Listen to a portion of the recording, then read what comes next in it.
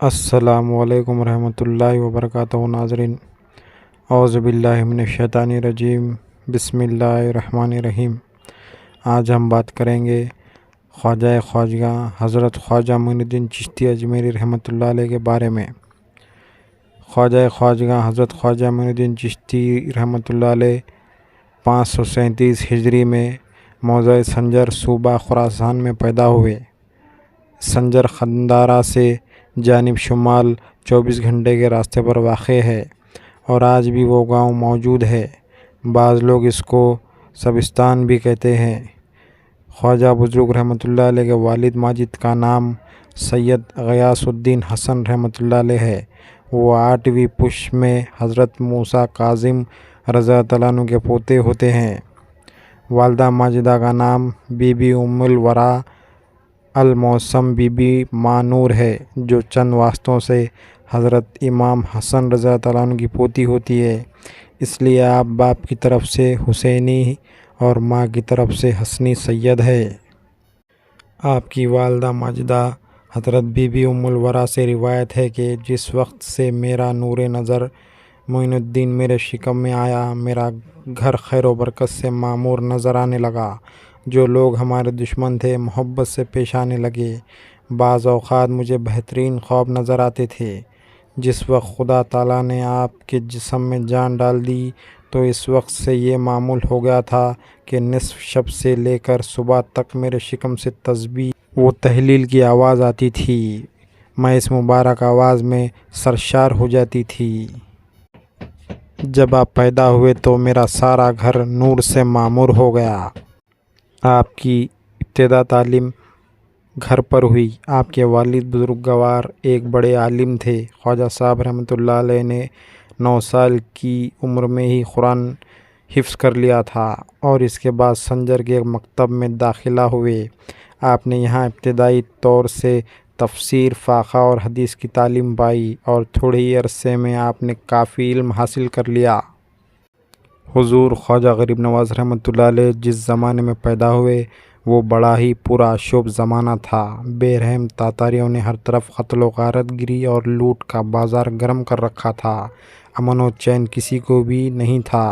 ان درندوں نے خراسان پر حملہ کر دیا اور سلطان سنجر کو شکست ہو گئی۔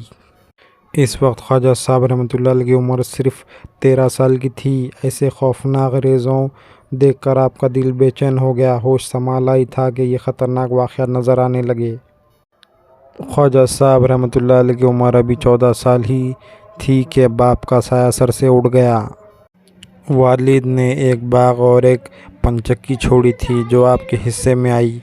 والد ماجد کے انتقال کے چند ہی مہینے بعد والدہ ماجدہ بھی اس جہاں فانی سے رخصت فرما گئی۔ اس صدمے سے پاؤں تلے زمین نکل گئی اور ہمارے خواجہ رحمۃ اللہ علیہ بے یار و مددگار رہ گئے۔ اس وقت آپ کی عمر صرف 15 سال کی تھی۔ اس کم سنی میں والدین کا سایہ سر سے اٹھنا کوئی معمولی بات نہیں، لیکن آپ نے صبر کیا۔ مگر دنیا سے دل اچاٹ ہو گیا۔ آپ نے فیصلہ کیا یہ دنیا کچھ بھی نہیں، حقیقی اور اصل راحت انسان کو اسی وقت مل سکتی ہے جب کہ وہ اپنے خدا کو پہچان لے۔ مگر اس راہ میں بھی رہنما اور ہادی کی ضرورت تھی۔ ذریعہ معاش صرف ایک باغ اور ایک پنچکی تھی جو والد ماجد کے حصے میں ملی تھی۔ ہمارے خواجہ صاحب پودوں کی خود دیکھ بھال کرتے، ان کو پانی دیتے اور کاٹ چھانٹ کرتے، غرض کے ہر ممکن طریقے سے درختوں، پودوں، بیلوں اور باغ کی نگرانی کرتے اور اسی ذریعے سے اپنی معاش حاصل کرتے رہے۔ خواجہ صاحب شروع ہی سے درویشوں، صوفیوں اور فقیروں کی صحبت سے بہت دل ردا تھے۔ ان کا ادب کرتے اور ان سے محبت رکھتے تھے۔ ایک روز حسب معمول آپ اپنے باغ میں درختوں کو پانی دے رہے تھے کہ اسی آشنا میں ایک مجذوب بزرگ کہیں سے پھرتے پھراتے اس باغ کی طرف آ نکلے۔ یہ بزرگ حضرت شیخ ابراہیم خندوزی رحمۃ اللہ علیہ تھے، نوعمر باغبان۔ خواجہ صاحب رحمۃ اللہ علیہ کی نگاہ جو ان پر پڑی تو سب کام کاج چھوڑ کر ادھر متوجہ ہوئے۔ آگے بڑھ کر خوش آمدید کہا اور آپ کے دست مبارک کو بوسہ دے کر نہایت احترام سے ایک سایہ دار درخت کی چھاؤں میں لا کر بٹھایا۔ اور تو کوئی سامان تواضع کا اس وقت موجود نہ تھا، مگر ان دنوں انگوروں کا موسم تھا اور انگور کے خوشے نما لچھے لٹک رہے تھے۔ خواجہ صاحب رحمۃ اللہ علیہ نے انگوروں کا ایک خوش ذائقہ اور شیریں خوشہ توڑ کر ان مجذوب کی خدمت میں پیش کیا اور آپ ادب سے دو زانو ہو کر ان کے سامنے بیٹھ گئے۔ اللہ والے مجذوب کو آپ کی یہ ادا بہت پسند آئی اور خوشی سے چند انگور نوش فرمائے۔ بزرگ مجذوب کی خدا شناس نظروں نے فوراً دیکھ لیا کہ یہ ہونے والا بچہ رائے حق کا متلاشی ہے، چنانچہ انہوں نے اپنی جیب سے کھلی کا ایک ٹکڑا نکالا اور اس کو اپنے دندان مبارک سے چبا کر خواجہ صاحب رحمۃ اللہ علیہ کے منہ میں ڈال دیا۔ ہمارے خواجہ صاحب رحمۃ اللہ علیہ چونکہ شروع ہی سے درویشوں کا ادب اور فقیروں سے محبت رکھتے تھے، اس لیے حضرت ابراہیم قندوزی رحمۃ اللہ علیہ کے عطا کردہ وہ اس ٹکڑے کو کھا لیا۔ اس کے بعد آپ کا دل دنیا سے چاٹ ہو گیا اور خودی کے تمام پردے ہٹ گئے۔ آپ روحانیت کی دنیا میں پہنچ گئے۔ جوش حیرت قلب پر طاری ہو گیا، آنکھ کھلی کی کھلی رہ گئی۔ جب آپ اس حالت فراموشی سے باہر آئے تو اپنے آپ کو تنہا پایا۔ شیخ ابراہیم قندوزی رحمۃ اللہ علیہ جیسے ہی آئے تھے ویسے ہی جدھر منہ اٹھا چل دیے۔ شیخ ابراہیم قندوزی رحمۃ اللہ علیہ تو چل دیے، لیکن ہمارے خواجہ صاحب رحمۃ اللہ علیہ نے جو جلوہ دیکھا تھا وہ آپ کی نظروں کے سامنے پھر رہا تھا، اور ایسا نہ تھا کہ جس کو فراموش کیا جا سکتا۔ وہ بار بار اسی کو دیکھنے کے مطمئن تھے۔ آپ نے ہر ممکن صبر و تحمل سے کام لیا، مگر پھر بھی دل قابو میں نہ رہا۔ عشق کی آگ بھڑک اٹھی اور جب دیوانگی حد سے بڑھنے لگی تو آپ کی نظروں میں دنیا اور اس کی دولت حقیر نظر آنے لگی۔ چنانچہ باغ اور پنچکی کو فروخت کر کے جو کچھ نقد جنس پاس موجود تھا رائے خدا میں فقراء و مساکین میں تقسیم کر دیا اور خود تھوڑا سا ضروری توشہ سفر باندھ کر تلاش حق میں نکل پڑے۔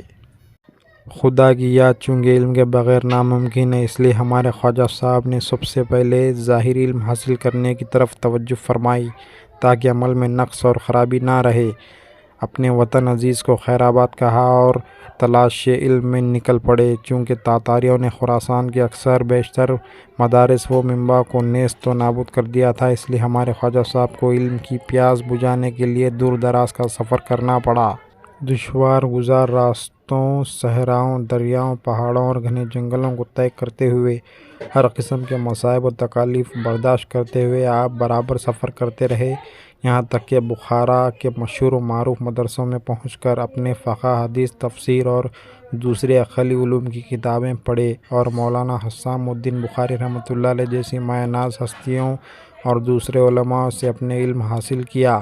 آخرکار مولانا حسام الدین بخاری رحمۃ اللہ علیہ نے آپ کو دستار فضیلت عطا فرمائی اور علم دین سے اتنا مالا مال کر دیا کہ آپ کا شمار اس وقت کے مشہور علماء میں ہونے لگا۔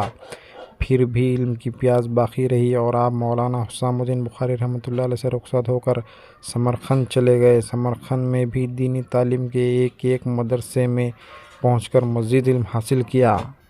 حضرت شیخ ابراہیم قندوزی رحمۃ اللہ علیہ نے جب سے حضرت خواجہ معین الدین چشتی رحمۃ اللہ علیہ کو عشق الہی کی جھلک دکھائی تھی، اسی وقت سے آپ کا دل بے قرار تھا، اور اب تعلیم کی ہوا نے عشق کی آگ کو اور بھی بھڑکا دیا۔ چنانچہ ایک دن سمرقند کو خیر آباد کہا اور اللہ کا نام لے کر مغرب کی جانب روانہ ہو گئے۔ مغرب کی سرزمین بڑے بڑے عارفان حق کے مزارات سے بھری پڑی تھی اور بڑے بڑے خدا رسیدہ بزرگ اس سرزمین پر موجود تھے، جہاں قدم قدم پر فیض کے دریا جاری تھے۔ سمرقند سے ایک راستہ جنوب کی طرف بلخ کو جاتا ہے۔ آپ اسی راستے پر مرشد کامل کی تلاش میں نکل پڑے، مگر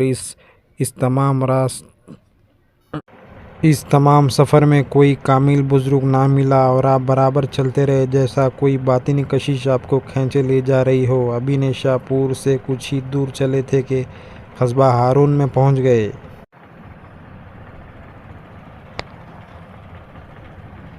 شیخ ابراہیم قندوزی رحمۃ اللہ علیہ نے جب سے حضرت خواجہ معین الدین چشتی رحمۃ اللہ علیہ کو عشق الہی کی جھلک دکھائی تھی، اسی وقت سے آپ کا دل بے قرار تھا، اور اب تعلیم کی ہوا نے عشق کی آگ کو اور بھی بھڑکا دیا۔ چنانچہ ایک دن سمرقند کو خیر آباد کہا اور اللہ کا نام لے کر مغرب کی جانب روانہ ہو گئے۔ مغرب کی سرزمین بڑے بڑے عارفان حق کے مزارات سے بھری پڑی تھی اور بڑے بڑے خدا رسیدہ بزرگ اس سرزمین پر موجود تھے، جہاں قدم قدم پر فیض کے دریا جاری تھے۔ سمرقند سے ایک راستہ جنوب کی طرف بلخ کو جاتا ہے، آپ اسی راستے پر مرشد کامل کی تلاش میں نکل پڑے، مگر اس تمام سفر میں کوئی کامل بزرگ آپ کو نہ ملا اور آپ برابر چلتے رہے جیسا کوئی باطنی کشش آپ کو کھینچے لے جا رہی ہو۔ ابھی نیشا پور سے کچھ ہی دور آپ گئے تھے کہ قصبہ ہارون میں پہنچ گئے۔ قصبہ ہارون ایک چھوٹا سا قصبہ تھا، لیکن شان خداوندی تو دیکھو کہ اس چھوٹے سے قصبے پر اللہ کی رحمت برس رہی تھی۔ یعنی ان دنوں وہاں حضرت شیخ عثمان ہارونی رضی اللہ تعالیٰ عنہ جلوہ افروز تھے۔ ان کی وجہ سے تمام قصبہ خیر و برکت سے معمور تھا۔ حضرت شیخ عثمان ہارونی رحمۃ اللہ علیہ مشائخ اکبار میں سے تھے اور آپ کا فیض دور دور تک جاری تھا۔ حاجت مند اور طلبگان حق گوہر مراد سے اپنی جھولیاں بھر بھر کر لے جا رہے تھے۔ حضور خواجہ غریب نواز رحمۃ اللہ علیہ کا جذبہ عشق آخرکار آپ کو منزل مقصود پر لے ہی آیا، یعنی آپ قصبہ ہارون میں داخل ہو گئے۔ اس وقت آپ کی خوشی کی انتہا نہ رہی، کیونکہ آپ نے اب چشمِ آب بقا کو پا لیا تھا۔ چونکہ ہمارے خواجہ رحمۃ اللہ علیہ دور سے سفر کرتے ہوئے ہارون پہنچے تھے، اس لیے آپ کا روئے مبارک گرد آلودہ ہو گیا تھا اور لباس غبار میں اڑا ہوا تھا۔ آپ بے قرار ضرور تھے، مگر چہرے پر متانت اور سنجیدگی کے آثار نمایاں تھے۔ حضرت خواجہ غریب نواز رحمۃ اللہ علیہ نے حضرت خواجہ شیخ عثمان ہارونی رحمۃ اللہ علیہ کے دست حق پرست پر بیعت کی اور پیر کامل نے آپ کو اپنے حلقہ ارادت میں داخل فرما لیا۔ حضرت خواجہ غریب نواز رحمۃ اللہ علیہ کے مرید ہونے کا واقعہ خود آپ کے اپنے الفاظ میں یہاں پیش کیا جاتا ہے۔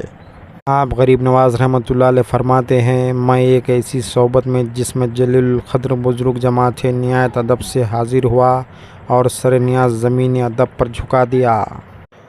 حضرت شیخ عثمان ہارونی رضی اللہ تعالیٰ عنہ نے حکم فرمایا، 2 رکعت نماز ادا کرو۔ میں نے تعمیل حکم کی، پھر حکم ہوا رو قبلہ ہو کر بیٹھ جاؤ۔ میں ادب سے رو قبلہ بیٹھ گیا۔ پھر ارشاد فرمایا، سورہ بقرہ کی تلاوت کرو۔ میں نے ادب سے تلاوت کی۔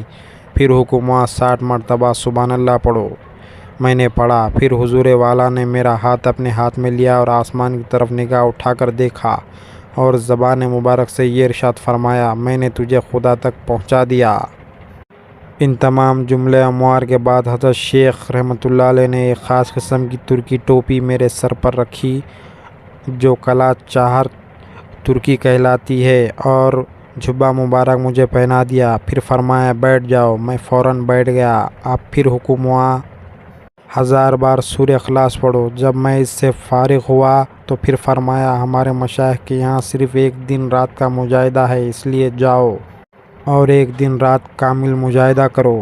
یہ حکم سن کر میں نے 1 دن رات پوری عبادت الہی اور نماز میں گزار دی۔ دوسرے دن خدمت میں حاضر ہو کر قدم بوسی کی دولت سے مالا مال ہوا اور حکم کے مطابق بیٹھ گیا۔ ارشاد فرمایا، ادھر دیکھو آسمان کی طرف، اشارہ کر کے۔ میں نے آسمان کی طرف نظر اٹھائی۔ آپ نے دریافت فرمایا، کہاں تک دیکھتا ہے؟ میں نے عرض کیا، عرش مولا تک۔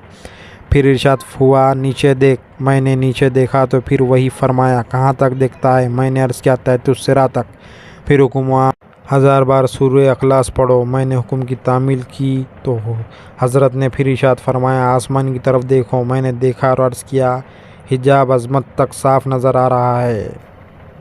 پھر آپ نے حکم فرمایا، آنکھیں بند کرو۔ میں نے آنکھیں بند کر لی۔ پھر حکم دیا، کھول دو۔ میں نے آنکھیں کھول دی۔ اس کے بعد آپ نے اپنی 2 انگلیاں میرے سامنے کی اور پوچھا، کیا دکھائی دیتا ہے؟ میں نے عرض کیا، 18,000 عالم میری آنکھوں کے سامنے ہے۔ جب میری زبان سے یہ جملہ ادا ہوا تو آپ نے ارشاد فرمایا، بس اب تیرا کام پورا ہوا۔ بعد ازاں ایک اینٹ کی طرف جو سامنے پڑی تھی اشارہ کر کے فرمایا، اس کو اٹھا۔ میں نے اٹھایا تو اس کے نیچے سے کچھ دینار نکل آئے جن کے متعلق مجھے حکم ہوا، انہیں لے جا اور فقراء مساکین میں تقسیم کر دے۔ پھر چنانچہ میں نے حکم کی تعمیل کی اور خدمت بابرکت میں حاضر ہوا۔ ارشاد ہوا، چند روز ہماری صحبت میں رہو۔ عرض کیا، حاضر ہوں۔ حضرت خواجہ معین الدین چشتی رحمۃ اللہ علیہ ایک عرصے سے ہی حضرت خواجہ عثمان ہارونی رضی اللہ تعالیٰ عنہ کے متقد تھے۔ اب اس قدر شیدائی ہو گئے کہ ہر وقت سفر ہو یا حضر اپنے پیر و مرشد کی خدمت میں حاضر رہتے۔ پیر کا بستر، توشہ، پانی کا مشکیزہ اور دیگر ضروری سامان اپنے سر اور کاندھوں پر رکھ کر ہم سفر ہوتے تھے۔ حضرت خواجہ غریب نواز رحمۃ اللہ علیہ نے 20 سال تک اپنے پیر و مرشد کی خدمت بابرکت میں رہ کر ریاضت و مجاہدات کیے اور اسی عرصے میں معرفت و حقیقت کی تمام منزلیں طے فرما لی۔ نیز فقیری کے رمواز و اسرار سے واقف ہو گئے۔ اپنے پیر و مرشد سے جو نصیحت آمیز باتیں سنی اور حیرت انگیز کرامات کا مشاہدہ کیا، ان میں سے کچھ خواجہ غریب نواز رحمۃ اللہ علیہ فرماتے ہیں کہ ایک مرتبہ میں اپنے پیر و مرشد حضرت خواجہ عثمان ہارونی رضی اللہ عنہ کے ہمراہ سیستان کے سفر میں تھا۔ ایک دن ہم سومیا میں پہنچے۔ وہاں ایک بزرگ رہتے تھے۔ ان بزرگ کا نام صدر الدین احمد سیستانی تھا۔ یہ بڑے ہی مشغول بزرگ تھے۔ میں کئی دن تک ان کی خدمت میں رہا۔ جو آدمی ان کی خدمت میں حاضر ہوتا تھا محروم واپس نہیں جاتا تھا۔ آپ اندر سے کوئی چیز لا کر دیتے اور فرماتے کہ میرے حق میں دعا کرو کہ میں ایمان سلامت لے کر جاؤں۔ یہ بزرگ جس وقت خبر کی سختی اور موت کا حال سنتے تو خوف خدا سے بیدار کی مانند کانپنے لگتے اور آنکھوں سے خون کے آنسو جاری ہو جاتے۔ 7 روز تک متواتر روتے رہتے اور اس قدر روتے کہ دیکھنے والے بھی رونے لگتے۔ جب میں آپ کی خدمت میں حاضر ہوا تو آپ اسی حالت میں تھے۔ جب آپ کو کچھ سکون ہوا تو میری طرف متوجہ ہو کر فرمایا، اے عزیز، جس کے سامنے موت کھڑی ہو اور جس کا ملک الموت حریف ہو، اس کو سونے، ہنسنے اور خوش رہنے سے کیا کام؟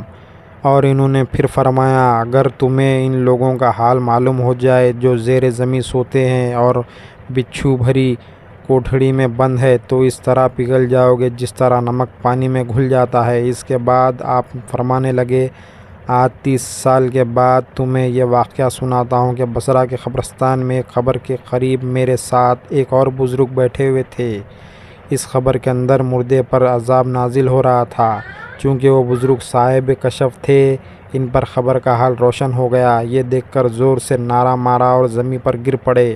ہم نے اٹھانا چاہا مگر روح قبض عنصر سے پرواز کر چکی تھی اور دیکھتے ہی دیکھتے تھوڑی دیر میں ان کا جسم نمک کے مانند پگھل کر پانی ہو کر بہہ گیا۔ جو خوف ان بزرگ میں دیکھا وہ آج تک کسی میں دیکھا نہ سنا۔ اس کے بعد اپنے حسب معمول مجھے 2 چھوارے عطا فرما کر رخصت کیا۔ ایک روز حضرت خواجہ عثمان ہارونی رحمۃ اللہ علیہ نے حضرت خواجہ غریب نواز رحمۃ اللہ علیہ کی طرف مخاطب ہو کر فرمایا کہ کل قیامت کے دن جتنے انبیاء، اولیاء اور مسلمان ہیں، جو کوئی نماز کی ذمہ داریوں سے سلامتی کے ساتھ سبق دوش ہو گیا وہ بچ گیا، اور جس نے نماز کی پابندی نہیں کی اسے دوزخ کی آگ میں رہنا ہوگا۔ ایک مرتبہ میں اور میرے پیر و مرشد سفر کرتے ہوئے دریائے دجلہ کے کنارے پہنچے تو دریائے طغیانی پر تھا۔ مجھے فکر ہوئی۔ حضرت نے فرمایا، آنکھیں بند کرو۔ تھوڑی دیر بعد آنکھیں کھولی تو میں اور میرے پیر و مرشد دجلہ کے اس پار تھے۔ ایک مرتبہ میں اپنے پیر و مرشد حضرت خواجہ عثمان ہارونی رحمۃ اللہ علیہ کے ہمراہ سفر میں تھا۔ راستے میں خواجہ بہاؤالدین رحمۃ اللہ علیہ سے ملاقات ہو گئی۔ ان کا دستور تھا کہ جو شخص ان کی خدمت میں حاضر ہوتا خالی ہاتھ نہیں جاتا۔ اگر کوئی برہنہ آ جاتا تو آپ اپنے کپڑے اتار کر دینا چاہتے۔ اسی وقت فرشتے عمدہ لباس لے کر حاضر ہو جاتے۔ ہم چند روز ان کی صحبت میں رہے۔ جب ہم رخصت ہوئے تو آپ نے نصیحت فرمائی، جو کچھ تجھے ملے اسے اپنے پاس نہ رکھنا بلکہ خدا کی راہ میں دے دینا تاکہ خدا کے دوستوں میں تمہارا شمار ہو۔ ایک مرتبہ درویشوں کی ایک مجلس میں اپنے پیر و مرشد حضرت خواجہ عثمان ہارونی رحمۃ اللہ علیہ کی خدمت میں حاضر تھا۔ اتنے میں ایک ضعیف العمر شخص آپ کی خدمت میں آیا۔ اس نے آپ کو سلام کیا۔ پیر و مرشد نے کھڑے ہو کر سلام کا جواب دیا اور اسے بڑے اتفاق سے بٹھایا۔ اس نے عرض کیا، میرا لڑکا 30 سال ہوئے مجھ سے جدا ہے، پتہ نہیں زندہ ہے یا نہیں۔ میں اس کی جدائی سے شکستہ حال ہوں، آپ میری امداد فرمائیں۔ اس کی واپسی اور صحت و سلامتی کے لیے فاتحہ اخلاص کی استدعا ہے۔ حضرت نے جب یہ بات سنی تو مراقبے میں سر جھکا دیا اور تھوڑی دیر بعد سر اٹھا کر حاضرین سے مخاطب ہو کر فرمایا، اس پیر مرد کے لڑکے کی بازیابی کے لیے فاتحہ اخلاص پڑھو۔ چنانچہ فاتحہ اخلاص پڑھی گئی۔ اس کے بعد آپ نے اس بوڑھے سے فرمایا، آپ جائیں اور جس وقت آپ کا لڑکا مل جائے اس کو ساتھ لے کر میری ملاقات کو آئے۔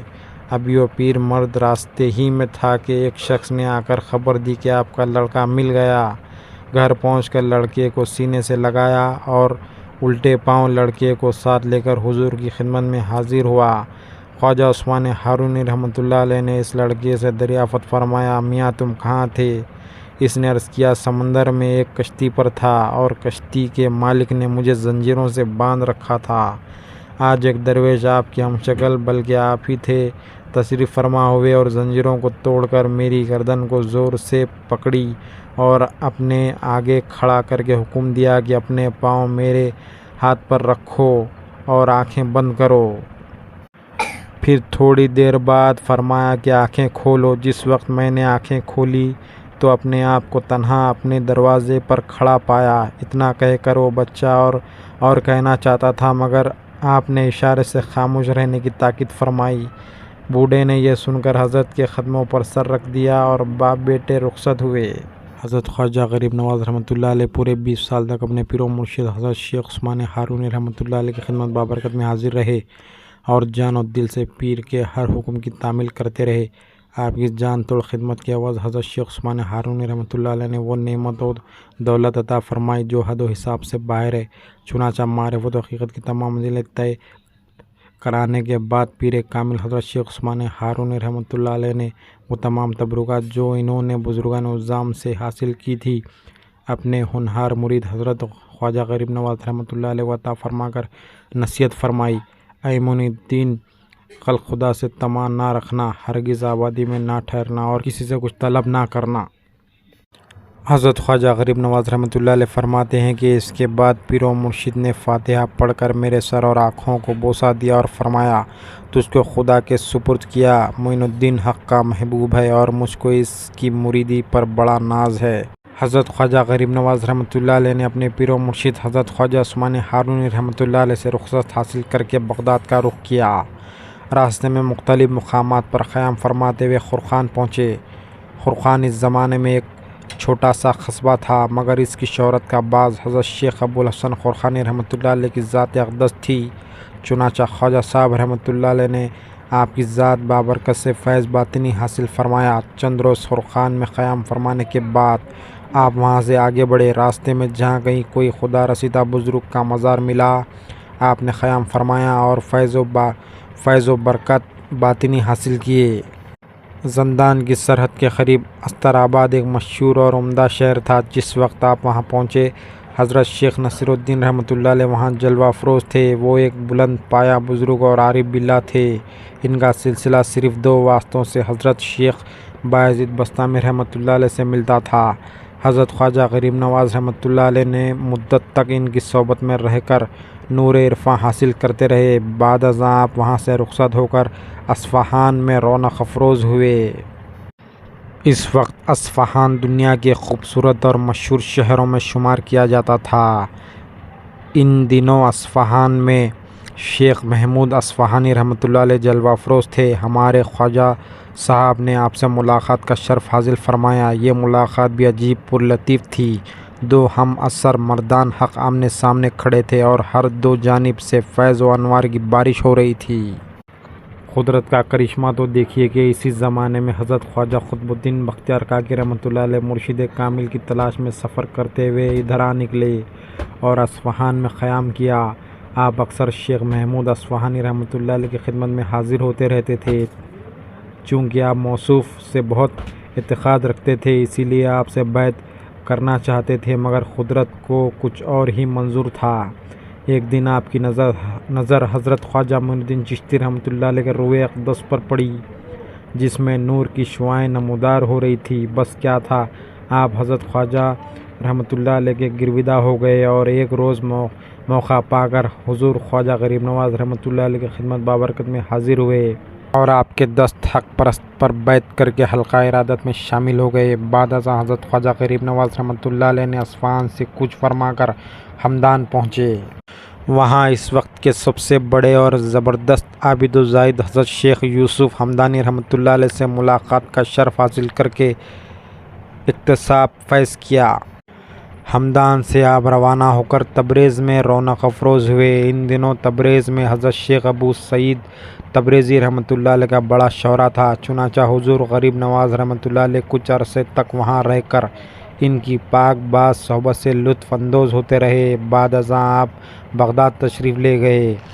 ہمدان سے روانہ ہو کر حضرت خواجہ غریب نواز رحمۃ اللہ علیہ نے بغداد میں قیام فرمایا۔ بغداد اس زمانے میں علم و فن کا مرکز تھا۔ بڑے بڑے جلیل القدر اور بلند مرتبہ علماء فضل، صوفیاء، اتقیاء اور اولیاء اللہ وہاں موجود تھے، اور انہی کی محفلیں عاشقان علوم ظاہری و باطنی سے بھری رہتی تھی۔ حضرت خواجہ غریب نواز رحمۃ اللہ علیہ بھی ان کی ایک محفل میں پہنچے اور فیض یاب ہوئے۔ بغداد پہنچ کر حضور غریب نواز رحمۃ اللہ علیہ کو یہ معلوم ہوا کہ اس زمانے کے بے مثل فقیہ شیخ ابو نجیب سہروردی رحمۃ اللہ علیہ اور جناب پیران پیر دستگیر سید عبدالقادر جیلانی رحمۃ اللہ علیہ انتقال فرما چکے تھے۔ خواجہ غریب نواز رحمۃ اللہ علیہ ان بزرگوں کے مزار پر انوار پر حاضر ہوئے اور اعتکاف فرمایا۔ آپ نے دیگر بزرگان عظام کے روحانی مزارات پر حاضر ہو کر فیض و برکات باطنی حاصل کیے۔ بغداد شریف میں آپ نے حضرت شیخ عہد الدین کرمانی رحمۃ اللہ علیہ سے بھی ملاقات فرمائی، جو ان دنوں بغداد میں تشریف فرما تھے اور منازل عرفان کے مرحلے طے کر رہے تھے۔ دونوں بزرگوں نے ایک دوسرے سے فیض حاصل کیا۔ خواجہ غریب نواز رحمۃ اللہ علیہ نے 583 ہجری میں مکہ معظمہ پہنچے اور خانہ کعبہ کی زیارت سے مشرف ہوئے۔ اکثر طواف کعبہ کرتے اور عبادت میں مشغول رہتے۔ آپ نے وہاں بے شمار سعادتیں اور برکتیں حاصل کی۔ ایک دن کا واقعہ ہے کہ حضرت خواجہ غریب نواز رحمۃ اللہ علیہ خانہ کعبہ میں عبادت میں مشغول تھے۔ غیب سے آواز آئی، اے معین الدین، میں تجھ سے راضی ہوں، تجھے بخش دیا، جو کچھ تیرا دل چاہے مانگ لے۔ حضرت خواجہ غریب نواز رحمۃ اللہ علیہ سن کر بہت خوش ہوئے اور بے خود ہو کر سجدے میں گر پڑے۔ آپ نے بارگاہ میں نہایت عاجزی و انکساری سے عرض کیا، اے خداوند، جو میرے سلسلے میں مرید ہو ان کو بخش دے۔ اسی وقت ندا آئی، اے معین الدین، تیری دعا مقبول ہے اور قیامت تک تیرے سلسلے میں جو داخل ہوگا اسے بخش دوں گا۔ مکہ معظمہ سے روانہ ہو کر حضرت خواجہ غریب نواز رحمۃ اللہ علیہ مدینہ منورہ آئے، دربار رسالت میں حاضری دی۔ روزانہ مسجد نبوی صلی اللہ علیہ وسلم میں نماز پنجگانہ ادا کرتے اور بیشتر اوقات روضہ اقدس کے قریب حاضر رہ کر درود و سلام پیش کرتے رہتے۔ ایک روز صبح کے وقت نماز فجر سے فارغ ہونے کے بعد تمام مسجد نبوی صلی اللہ علیہ وسلم کے نمازی روضہ اقدس کے قریب میں صلاۃ و سلام پڑھ کر ادب و احترام سے رخصت ہوتے جا رہے تھے کہ یکایک ندا آئی، معین الدین کو بلاؤ۔ شیخ روضہ نے محراب سے مسجد میں کھڑے ہو کر آواز دی، معین الدین حاضر ہو۔ اس مجموعے میں جس قدر معین الدین نام کے افراد موجود تھے، شیخ روضے کے آواز پر لبیک لبیک کہتے ہوئے حاضر ہو گئے۔ اب شیخ روضہ حیران ہے کہ کس معین الدین کو سرکار نے بلایا ہے۔ چنانچہ دریافت کرنے پر حضور صلی اللہ علیہ وسلم نے فرمایا، معین الدین چشتی کو حاضر کرو۔ حضرت خواجہ معین الدین چشتی رحمۃ اللہ علیہ لبیک لبیک کہتے ہوئے شیخ روضے کے قریب پہنچ گئے۔ شیخ روضے نے آپ کو روضہ اقدس تک پہنچایا اور عرض کیا، یا رسول اللہ صلی اللہ علیہ وسلم، معین الدین چشتی حاضر ہے۔ روضہ اقدس کا دروازہ خود بخود کھل گیا اور ارشاد نبوی صلی اللہ علیہ وسلم ہوا، اے خطب المشائخ، اندر آؤ۔ حضرت خواجہ غریب نواز رحمۃ اللہ علیہ عالم وجدانی میں روضہ اقدس صلی اللہ علیہ وسلم کے اندر داخل ہوئے اور تجلیات نبوی صلی اللہ علیہ وسلم سے بے خود سرشار ہو گئے۔ جب طمانینت قلب حاصل ہوئی، حکم ہوا، اے معین الدین، تو ہمارے دین کا معین ہے، ہم نے ولایت ہند تجھے عطا کی ہے، ہندوستان جا اور اجمیر میں قیام کر، وہیں سے تبلیغ اسلام کرنا، خدا تجھے برکت دے گا۔ حضرت خواجہ غریب نواز رحمۃ اللہ علیہ ادب و احترام روضہ اقدس صلی اللہ علیہ وسلم سے باہر نکلے۔ آپ پر ایک خاص کیفیت طاری تھی۔ جب وجدانی کیفیت وہ سرور نے قلب کو سکون بخشا تو فرمان رسالت صلی اللہ علیہ وسلم یاد آیا، مگر حیران تھے کہ ہندوستان کدھر ہے اور اجمیر کہاں ہے۔ اسی فکر میں تھے کہ شام ہوئی اور سورج غروب ہوا۔ بعد نماز عشاء آنکھ لگی اور آپ سو گئے۔ عالم خواب میں تمام ہندوستان کا نقشہ اور اجمیر کا منظر آپ کے سامنے تھا۔ جب نیند سے بیدار ہوئے تو سجدہ شکر ادا کیا اور روضہ اطہار پر حاضر ہو کر تحفہ درود و سلام پیش کر کے ہندوستان کی جانب روانہ ہوئے۔ حضرت خواجہ غریب نواز رحمۃ اللہ علیہ اپنے سفر کے دوران شام بھی گئے، مگر کہا جا سکتا کہ آپ واپسی میں شام گئے یا جاتی دفعہ ادھر سے گزرے۔ بہرحال حضرت خواجہ غریب نواز رحمۃ اللہ علیہ اس سفر کا حال خود بیان فرماتے ہیں۔ ایک مرتبہ ایک شہر میں پہنچا جو شام کے قریب ہے۔ وہاں ایک بزرگ ایک غار میں رہا کرتے تھے۔ ان کے بدن کا گوشت پوست خشک ہو گیا تھا، صرف ہڈیاں باقی تھیں۔ وہ بزرگ لبادہ پر بیٹھے ہوئے تھے اور 2 شیر دروازے پر کھڑے تھے۔ میں ان کی ملاقات کو گیا، مگر ان شیروں کی وجہ سے اندر جانے کی جرأت نہ ہوئی۔ شیخ نے مجھے دیکھ کر فرمایا، چلے آؤ، ڈرو نہیں۔ یہ سن کر میں اندر آ گیا اور ادب سے بیٹھ گیا۔ کہنے لگے، جب تک کسی چیز کا قصد نہ کرو گے وہ بھی تمہارا قصد نہ کرے گی۔ پھر فرمایا، جس کے دل میں خوف خدا ہوتا ہے ہر چیز اس سے ڈرتی ہے۔ پھر مجھ سے دریافت فرمایا، کہاں سے آنا ہوا؟ عرض کیا، بغداد سے۔ کہنے لگے، خوش آمدید، لیکن مناسب یہ ہے کہ درویشوں کی خدمت کرتے رہو تاکہ تمہارے اندر بھی درویشوں کا ذوق پیدا ہو۔ پھر فرمایا، مجھے کئی سال اس غار میں رہتے گزر گئے، ایک بات سے ڈرتا ہوں۔ میں نے دریافت فرمایا، وہ کیا بات ہے؟ انہوں نے کہا کہ نماز ہے، جس کے ادا کرنے کے بعد اس خوف سے کہ مابعد کوئی شرط نہ رہ گئی ہو اور نماز ہی میرے لیے عتاب ہو جائے، روتا ہوں۔ پس اے درویش، اگر نماز ادا کی تو سبحان اللہ، ورنہ مفت میں عمر رائگاں ہوئی۔ اس کے بعد کہنے لگے، ارکان نماز کو پورا ادا نہ کرنے سے زیادہ کوئی گناہ نہیں۔ مجھے معلوم نہیں کہ میری نماز خدا نے قبول فرمائی یا نہیں۔ پھر مجھے ایک سیب دیا اور فرمایا، کوشش کرو کہ حق نماز ادا ہو جائے، ورنہ کل قیامت کے دن شرمساری ہوگی۔ بارگاہ رسالت سے رخصت حاصل فرما کر حضرت خواجہ غریب نواز رحمۃ اللہ علیہ واپس بغداد شریف پہنچے۔ ان دنوں آپ کے پیر و مرشد حضرت خواجہ عثمان ہارونی رحمۃ اللہ علیہ بھی بغداد میں قیام پذیر تھے۔ خدمت اقدس میں حاضر ہو کر غریب نواز رحمۃ اللہ علیہ نے ارشاد فرمایا، نبی صلی اللہ علیہ وسلم سے آپ کو مطلع فرمایا۔ فرط مسرت سے آپ کے ہونٹوں پر مسکراہٹ کھلنے لگی اور آپ نے فرمایا، اب ہم منتقف ہوتے ہیں اور حجرے سے باہر نہیں آئیں گے۔ حضرت خواجہ غریب نواز رحمۃ اللہ علیہ روزانہ چاشت کے وقت مرشد کامل کی خدمت میں حاضر ہوتے اور تعلیمات روحانی سے سیراب ہو کر واپس آ جاتے۔ یہ سلسلہ 28 روز تک جاری رہا۔ اس اثناء میں آپ نے جو کچھ اپنے پیر و مرشد کی زبان فیض ترجمہ سے سنا، اس سے قلم بند کر لیا۔ اس طرح 28 روز میں 28 باب کا ایک رسالہ مرتب ہو گیا، جس کا نام 19 الارواح رکھا۔ آخری روز حضرت شیخ نے خواجہ صاحب رحمۃ اللہ علیہ کو اپنا عصا مبارک اور مسلح اور خرقہ عظمہ عطا فرمایا۔ نیز وہ تمام تبرکات مصطفیٰ صلی اللہ علیہ وسلم جو خاندان چشت میں سلسلہ بہ سلسلہ چلے آ رہے تھے، آپ کو سونپ کر فرمایا، لو یہ میری یادگار ہے، ان کو اس طرح اپنے پاس رکھنا جس طرح ہم نے رکھا، اور تم جس کو اس کا اہل سمجھنا دینا۔ فرزند خلف وہی ہے جو اپنے پیر کے ارشادات کو ہوش بگوش میں جگہ دے اور اس پر عمل کرنا اپنا شعار بنا لے۔ اس ارشاد کے بعد آپ نے اپنے مرید حضرت خواجہ غریب نواز رحمۃ اللہ علیہ کو رخصت فرمایا اور خود عالم تحقیر میں مشغول ہو گئے۔ پیر و مرشد سے رخصت حاصل کر کے آپ بغداد شریف سے روانہ ہوئے اور اثناء سفر میں بدخشاں، ہرات اور سبزدار بھی گئے۔ بلخ سے گزرتے ہوئے آپ نے ولی کامل اور بزرگ اکمل شیخ احمد خضروی رحمۃ اللہ علیہ کی خانقاہ مقدس میں چند روز قیام فرمایا اور رخت سفر باندھا۔ خواجہ غریب نواز رحمۃ اللہ علیہ کی عادت تھی کہ جب بھی سفر فرماتے اپنے ساتھ تیر و کمان، چخماق اور نمکدان ضرور رکھتے تاکہ سفر میں کسی قسم کی تکلیف نہ ہو۔ جب زیادہ بھوک لگتی تو جنگل سے کوئی پرندہ شکار کر کے نوش فرما لیتے۔ ایک روز آپ کو بھوک نے زیادہ پریشان کیا تو آپ شکار کی تلاش میں نکلے۔ سامنے ایک کلنگ نظر آیا۔ آپ نے جو تیر کمان میں جوڑ کر مارا تو زمین پر گرا۔ آپ نے اسے ذبح کر کے خادم کے حوالے کر دیا تاکہ بھون لے اور خود نماز میں مشغول ہو گئے۔ جس جگہ آپ نماز پڑھ رہے تھے اس کے قریب ہی ایک مشہور معروف فلسفی اور حکیم کی رہائش گاہ تھی۔ ان کا مکتب جاری تھا، دور دور سے طلبہ تعلیم حاصل کرنے کے لیے آتے تھے۔ ان حکیم صاحب کا نام ضیاء الدین تھا۔ ان کو اپنے فلسفے پر بڑا ناز تھا۔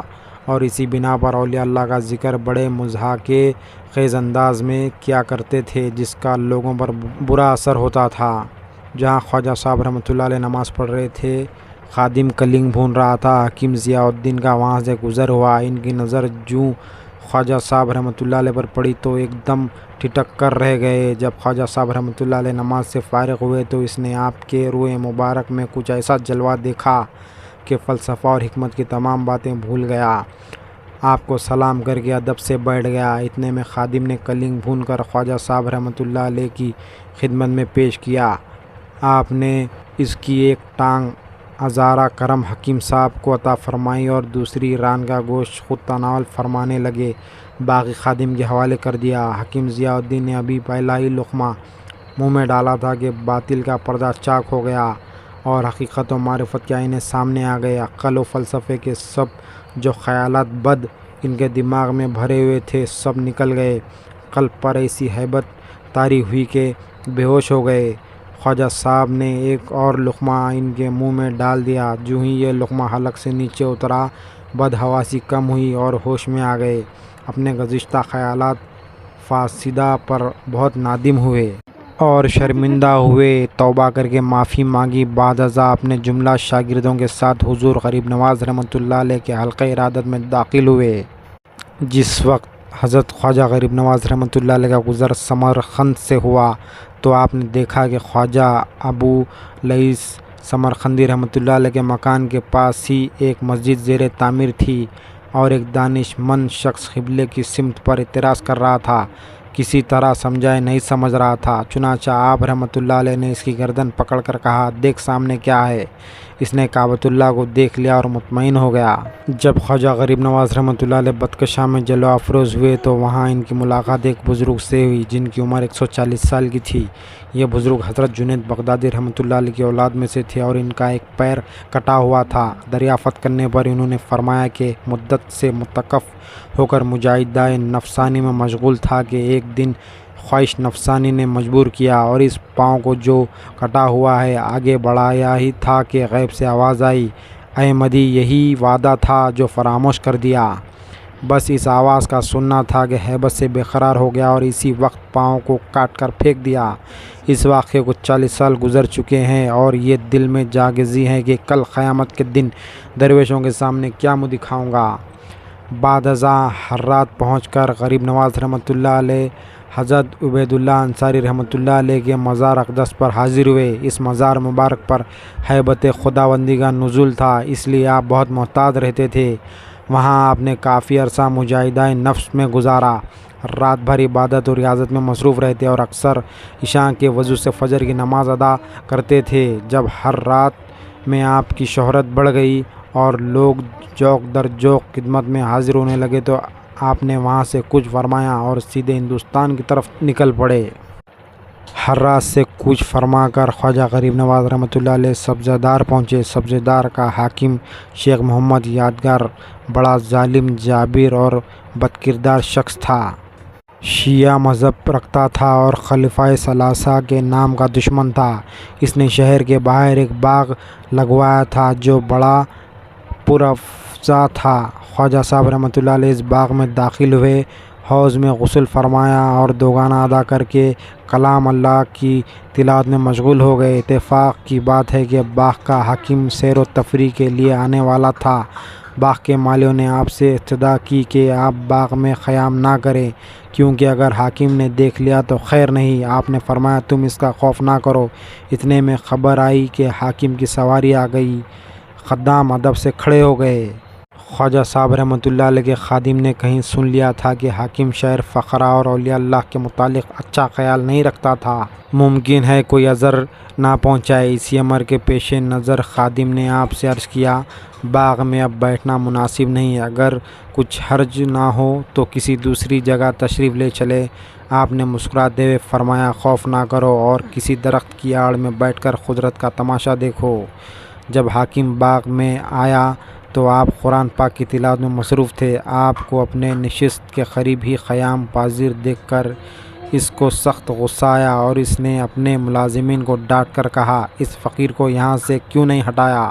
تمام ملازمین نے دم بخود رہ گئے اور خوف سے کانپنے لگے۔ خواجہ غریب نواز رحمۃ اللہ علیہ نے جو نظر اٹھا کر اس کی طرف دیکھا تو آپ کا رعب و جلال دیکھتے ہی لرز بندام ہو کر زمین پر گر پڑا اور بے ہوش ہو گیا۔ محمد یادگار کے ملازمین نے یہ دیکھ کر بہت پریشان ہوئے اور خواجہ صاحب رحمۃ اللہ علیہ کی خدمت میں حاضر ہو کر نہایت عاجزی سے معافی مانگی۔ خواجہ غریب نواز رحمۃ اللہ علیہ نے عذرائے کرم اپنے خادم کو بلایا اور حکم دیا کہ بسم اللہ کر کے اس کے منہ پہ پانی چھڑکو۔ خادم نے جو ہی اس کے منہ پر پانی چھڑکا وہ ہوش میں آ گیا، نہایت شرمندہ ہوا اور اپنی بدسلوکی کی معافی چاہنے لگا۔ آپ نے اس کی بات کو نظر انداز کرتے ہوئے فرمایا، تو مجھ سے معافی کا گستاخ ہے اور رسول اللہ صلی اللہ علیہ وسلم کی دل آزاری کرتا ہے۔ رسالت کے عظیم الشان خاندان کے ساتھ دعویٰ محبت کرنا اور ان کی پیروی نہ کرنا بے معنی ہے۔ حضور غریب نواز رحمۃ اللہ علیہ نے اصحاب اکبر رضوان اللہ علیہم اجمعین کے مناقب کچھ اس انداز سے بیان فرمائے کہ تمام حاضرین پر رخ طاری ہو گئی۔ محمد یادگار اور ان کے ساتھی رونے لگے۔ حضرت غریب نواز رحمۃ اللہ علیہ کی اس نصیحت کا حاکم سبزوار شیخ محمد یادگار پر بڑا اثر ہوا اور وہ تائب ہو کر آپ کے حلقہ ارادت میں شامل ہو گئے۔ اب شیخ صاحب نے اپنا تمام مال نقد حضور غریب نواز رحمۃ اللہ علیہ کی خدمت میں پیش کیا، لیکن آپ نے اسے قبول نہیں کیا اور فرمایا، جن لوگوں سے تم نے یہ مال جبراً وصول کیا ہے انہی کے حوالے کر دو تاکہ کل قیامت کے دن کوئی شخص تیرا دامن نہ پکڑے۔ چنانچہ انہوں نے حضور رحمۃ اللہ علیہ کے فرمان کے مطابق حقیقی مالکوں کو ان کا مال لوٹا دیا اور جو کچھ باقی بچا اسے فقراء و مساکین میں تقسیم کر دیا۔ دنیا کو ترک کر کے غریب نواز رحمۃ اللہ علیہ کی صحبت اختیار کی۔ خواجہ صاحب رحمۃ اللہ علیہ نے آپ کو خلافت عطا فرما کر حصار کی ولایت بخشی، مگر آپ خواجہ صاحب رحمۃ اللہ علیہ کی جدائی برداشت نہ کر سکے اور ہمیشہ آپ کے زیر سایہ رہے۔ چنانچہ خواجہ صاحب رحمۃ اللہ علیہ کی وفات کے بعد بھی مزار اقدس پر خادم بن کر تادم آخر خدمت کرتے رہے۔ آپ کا مزار مبارک روضہ اقدس کے قریب ہی شمال مشرق میں اب بھی موجود ہے۔ حضرت شیخ المشائخ محمد یادگار رحمۃ اللہ علیہ کی اولاد اب تک اجمیر شریف میں موجود ہے اور ان کو حضرت خواجہ غریب نواز رحمۃ اللہ علیہ کے مزار اقدس کی خدمت کا حق حاصل ہے۔ یہ شیخ زادے کہلاتے ہیں۔